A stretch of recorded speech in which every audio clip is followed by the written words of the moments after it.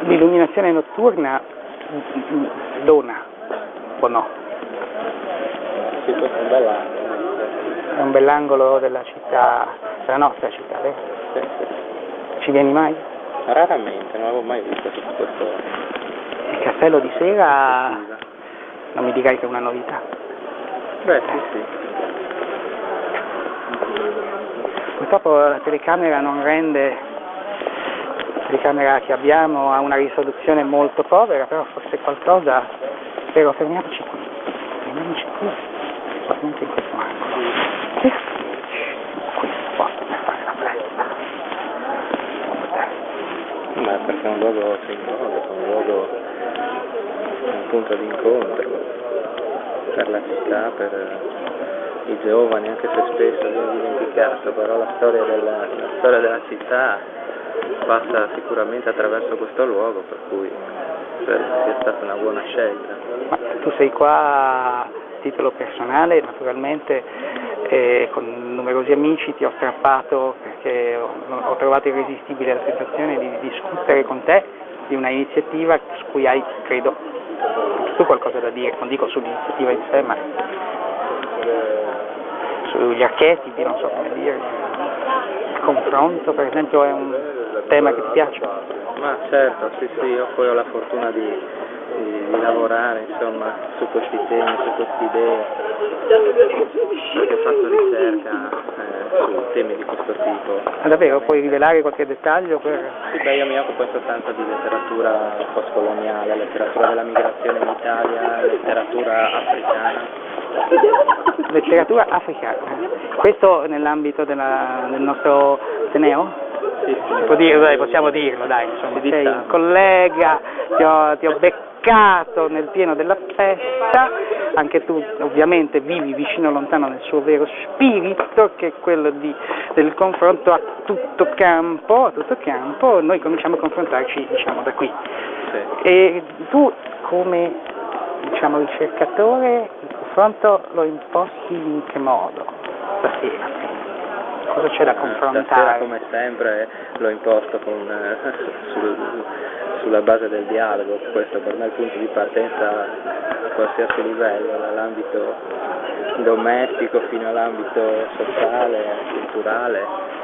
Dobbiamo fare del dialogo la nostra pratica quotidiana, troppo spesso non è così purtroppo. Per fortuna eventi come Vicino Lontano stanno cercando di spingere in questa direzione, perché troppo spesso sentiamo gente che pretende di sapere tutto, di esprimere le proprie opinioni messianiche su qualsiasi argomento, senza però curarsi, senza ricordarsi che c'è anche una controparte che ascolta, che vorrebbe parlare, controbattere, per cui sì, dobbiamo dialogare di più e questa manifestazione dà l'opportunità di dialogare. Ecco, avviciniamoci a quel magnifico simbolo della nostra città, così lo possiamo anche mostrare ai nostri amici, senza avventurarci, per carità, in descrizioni dal vivo, perché credo che non avremo nulla di interessante da aggiungere a quanto è stato detto, e diciamo invece qualcosa che forse ancora su cui non è stata detta l'ultima parola, che secondo me è proprio questo: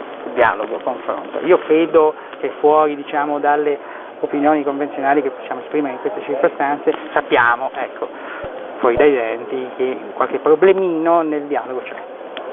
Sei d'accordo? Oh, certo. Nella sua implementazione, certo, nelle regole. A quello che dicevo prima, perché non c'è la volontà di dialogo, in realtà si parla, ma si urla. Ma proprio infatti, siccome io non amo molto i discorsi, diciamo, a volo d'uccello, preferisco che tu sia più diretto, dov'è che non funziona?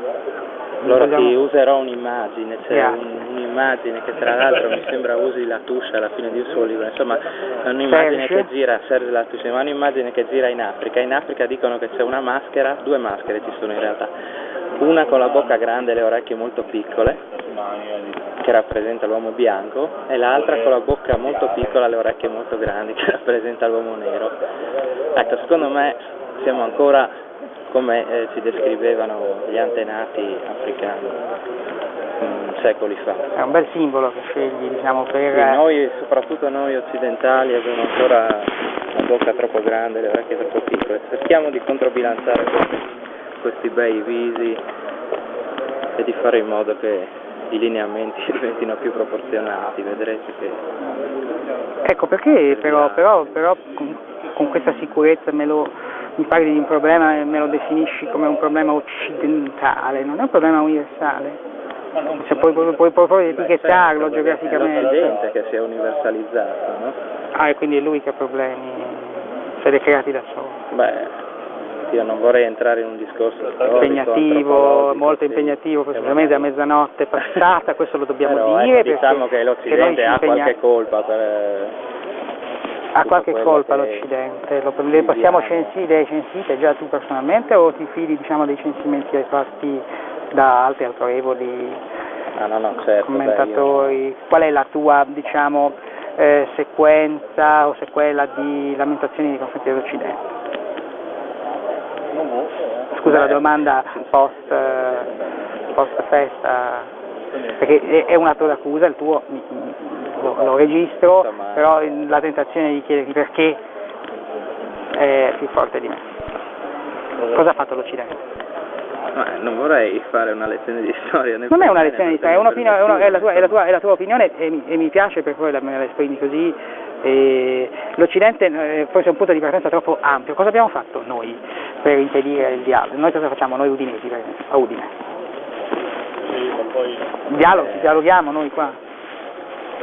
Secondo me stiamo cominciando a dialogare, siamo resti tendenzialmente a confrontarci se parliamo di friulanità, di elementi caratteristici degli udinesi e dei friulani, però abbiamo bisogno di tempo per riuscire a sviluppare questo tipo di approccio, ma quando c'è un po' più un po' meno ignoranza, un po' meno chiusura nei confronti di quelli che non sono tradizionalmente visti come noi. Si dice del diverso. Sì, l'altro, il diverso, insomma anche il friulano è capace di dialogare, lo ha dimostrato in più occasioni, anche perché i friulani in realtà sono le razze più meticce, che bella parola che introduci in questa conversazione, meticcia. È una parola che era razza, ho sbagliato. No, usiamo, sono le parole, sono leggere. E poi una festa. Esatto, però io più che sulla prima insisterei sulla seconda, meticcio. Il meticciato è una metafora, è una realtà. Che ne so. È una realtà, lo è sempre stato. Friuli è meticcio, dicevi? Certo. Facciamo un esempio pratico. Io sono nato in Friuli da padre pugliese, sono sposato con una ragazza sudafricana. Sei sposato con una ragazza sudafricana? E vivo a Udine, per cui già nella mia famiglia si incrociano parecchie vie. Sì, decisamente non sei rappresentativo, sei comunque molto rappresentativo, sì, no? Secondo me sì, chiaro.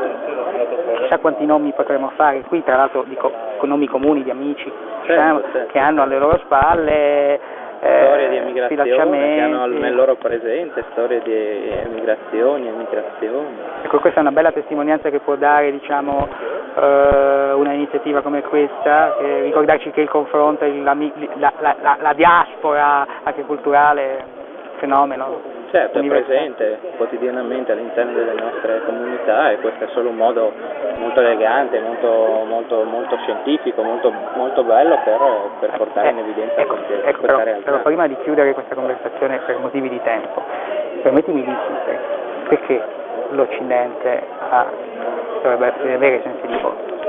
Perché ha devastato il resto del pianeta, i popoli poetici dico popoli poetici, popoli che vivevano in armonia poeticamente con l'ambiente, con tutto il resto, con tutto il resto dell'universo, avevano un loro mondo che è stato distrutto dall'incontro col bianco e questo ha poi dato inizio a quello che conosciamo tutti, cioè la storia moderna. Grazie. Per dirtelo proprio in pochissime parole. Certo.